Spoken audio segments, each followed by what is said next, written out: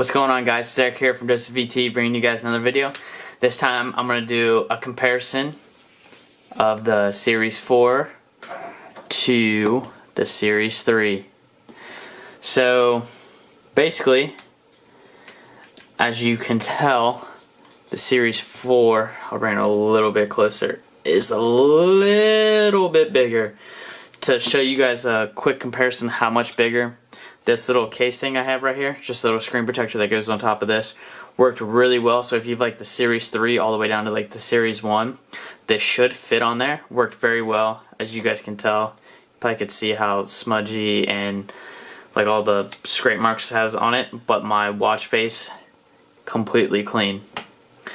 But as you guys can tell, I try to put this over it and it won't fit, so it is slightly bigger. I mean, I could probably force it and it might go.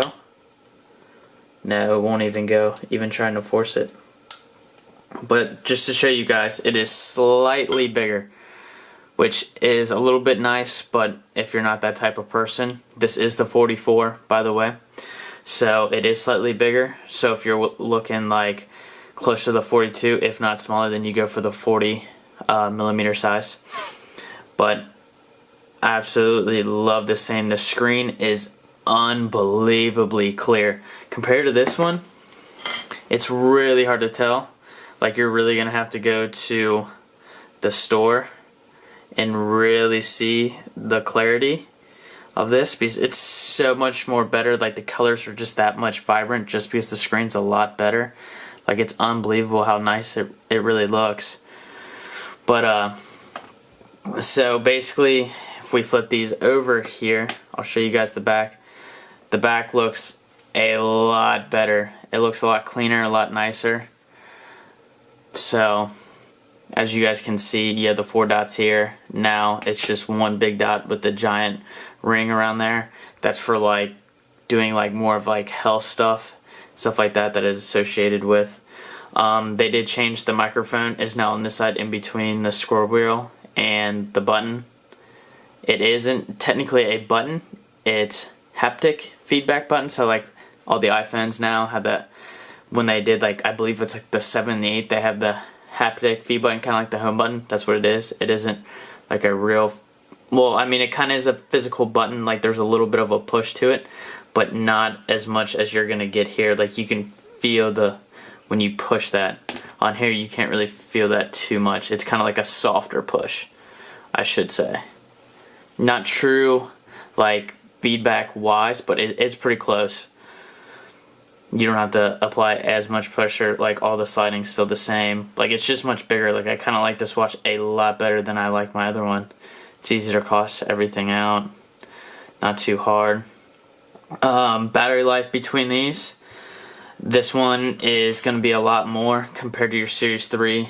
It all depends on how you use it, how many notifications you get, if you're using the GPS. Like, it all varies, but the battery life will be better on this one than your Series 3. But obviously, like I just said, it depends on how much you use it. So if you're a person that gets a lot of notifications daily, the thing's going to be waking up constantly. It's going to be vibrating a lot, which all that entails basically lower battery levels, but not like drastically like lower. Like, if you use it a lot, probably a day, maybe a day and a half.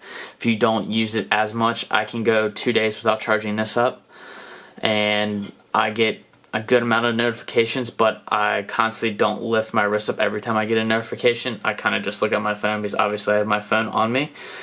I don't have the LTE version. Sorry about that. But basically, I could probably get 3 days. I'm hoping for 3 days out of this. We'll see. I don't know the exact numbers yet.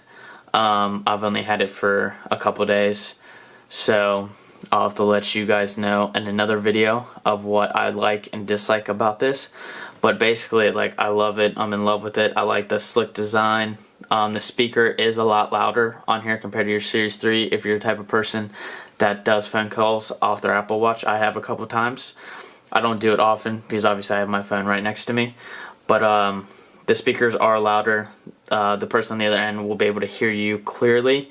But other than that, there's really not too different changes. So one thing is the wheel. As you guys can see here, you can scroll the wheel down, and it was vibrating before because it was giving me haptic feedback, and it is right now as I scroll through this. So that's something that the Series 3 doesn't have. And as you can tell by the wheels, it looks like a little bit smaller. It's not as bulky, I guess, and as big and as thick compared to the other one. So there is a little bit more, but with that haptic feedback, at least you know you're touching it. That's probably why they made it smaller. They had to incorporate something else, which is nice. But there you go, guys. If you have any other questions about this, just let me know. As you guys can see, it has the speaker and the microphone right here on both sides. Then obviously on the other one, it's on the other side. But I would definitely go to like Best Buy or the Apple Store or whatever, whoever has this on display, and check it out. Because if you're really considered buying an Apple Watch, yes, it is pricey at $429 without tax. Obviously with tax, you're looking about $456, so it is pretty pricey. Then obviously if you want any of the special versions, you're gonna pay like $500 or more.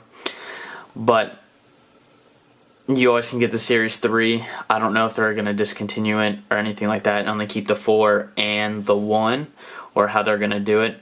But I definitely like it so far. Definitely highly recommend to anyone that is considered buying an Apple Watch. Definitely buy it now, because next year it'll probably look the exact same, just with different features. It's kind of like how the iPhone is. They finally made a new design of it, and they'll keep it for the next probably 2 years before they make a huge design. So if you're the type of person that likes to keep stuff for a while, take the value out of it basically, and know that you actually used it, then definitely buy this now.